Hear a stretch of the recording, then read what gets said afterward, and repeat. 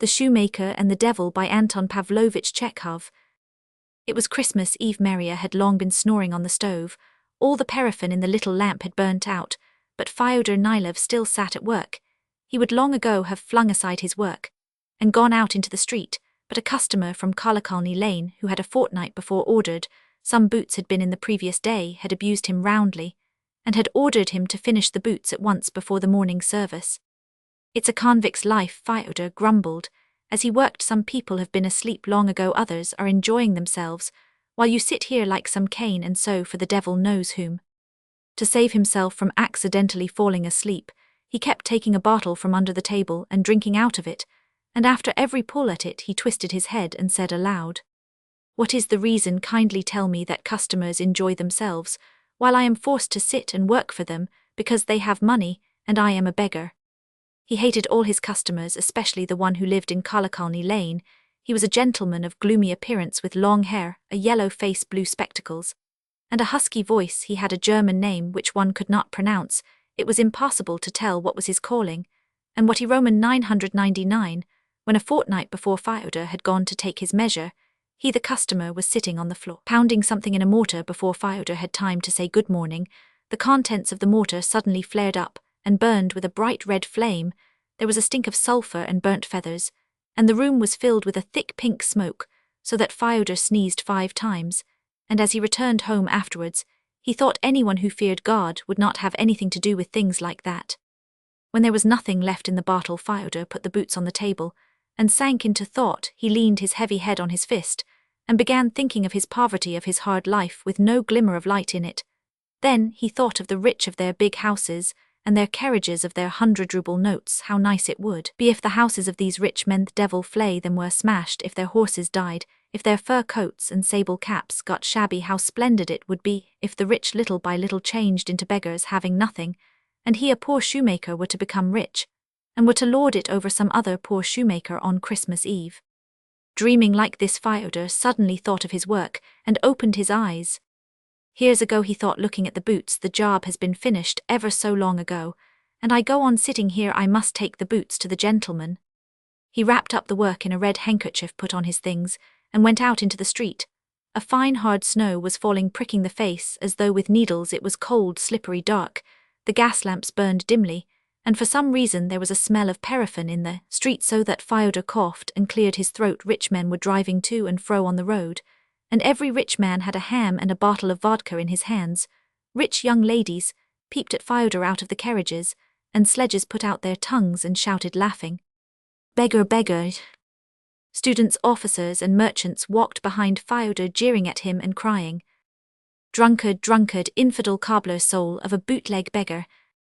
All this was insulting, but Fyodor held his tongue and only spat in disgust. But when Kuzma Lebyadkin from Warsaw, a master bootmaker, met him, and said, "I've married a rich woman, and I have men working under me, while you are a beggar and have nothing to eat," Fyodor could not refrain from running after him. He pursued him till he found himself in Kolokolny Lane. His customer lived in the 4th house from the corner on the very top floor. To reach him one had to go through a long dark courtyard, and then to climb up a very high slippery staircase, which tottered under one's feet. When Fyodor went in to him, he was sitting on the floor pounding something in a mortar, just as he had been the fortnight before. "Your Honor, I have brought your boots," said Fyodor sullenly.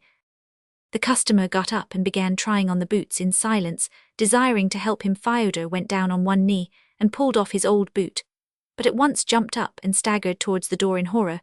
The customer had not a foot but a hoof like a horse's. "Aha," thought Fyodor, "here's a go." The first thing should have been to cross himself, then to leave everything and run downstairs, but he immediately reflected that he was meeting a devil for the first and probably the last time, and not to take advantage of his services would be foolish. He controlled himself and determined to try his luck. Clasping his hands behind him, to avoid making the sign of the cross, he coughed respectfully and began. "They say that there is nothing on earth more evil and impure than the devil, but I am of the opinion, Your Honor, that the devil is highly educated. He has, excuse my saying, ithufs, and a tail behind, but he has more brains than many a student." "I like you for what you say," said the devil, flattered. "Thank you, shoemaker. What do you want?" And without loss of time, the shoemaker began complaining of his lot.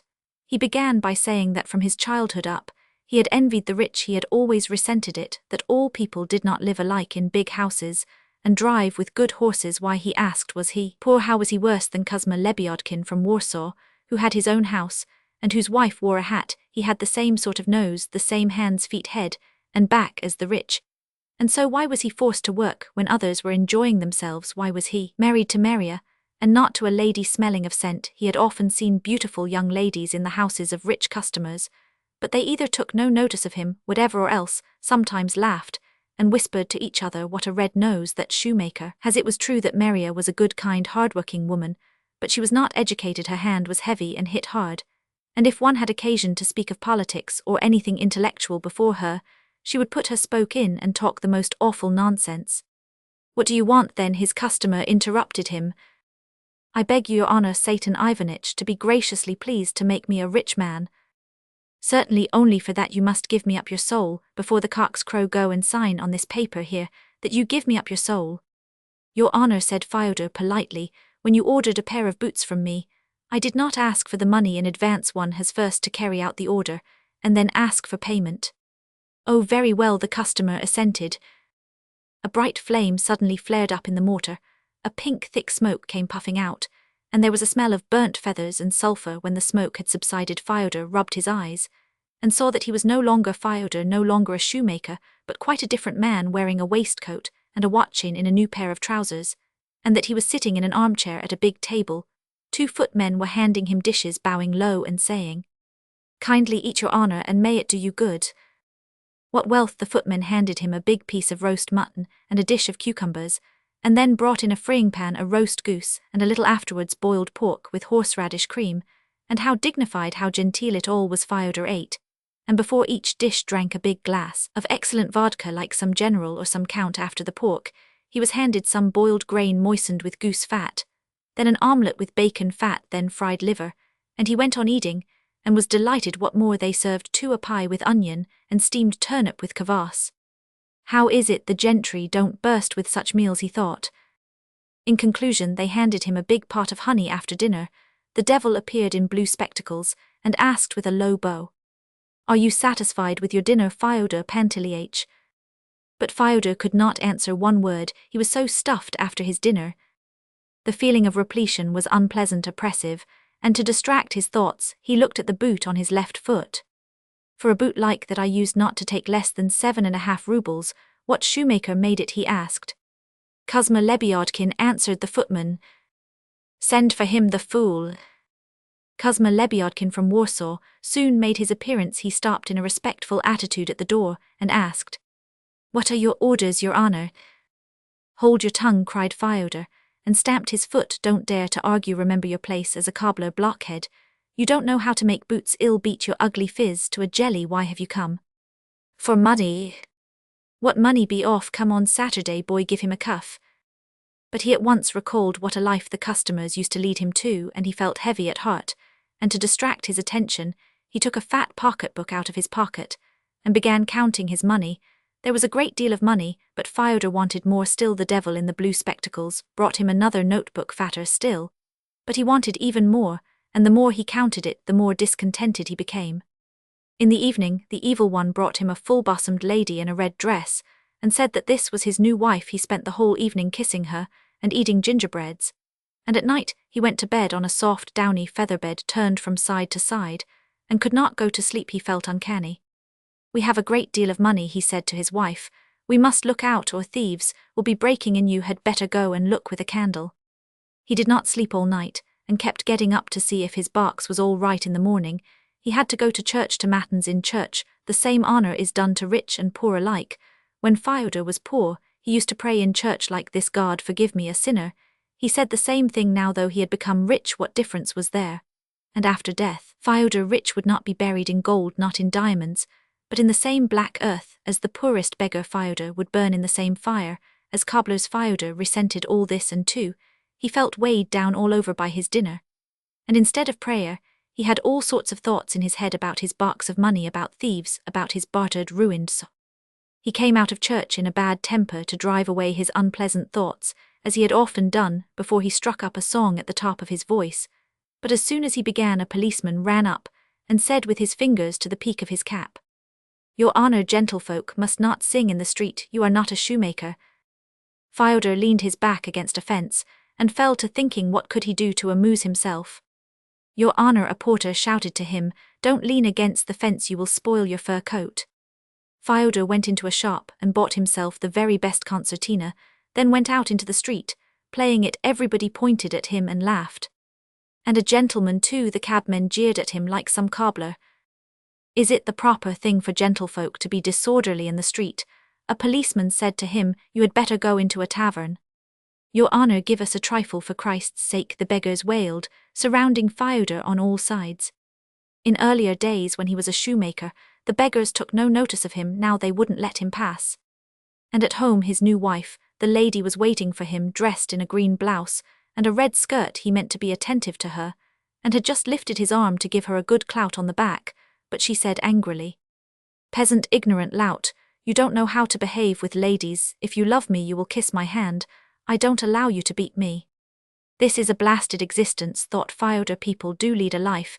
You mustn't sing, you mustn't play the concertina, you mustn't have a lark with a lady foo.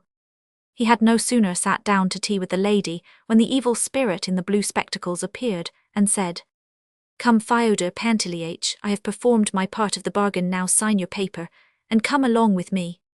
And he dragged Fyodor to hell, straight to the furnace, and devils flew up from all directions and shouted, fool, blockhead, ass. There was a fearful smell of paraffin in hell, enough to suffocate one.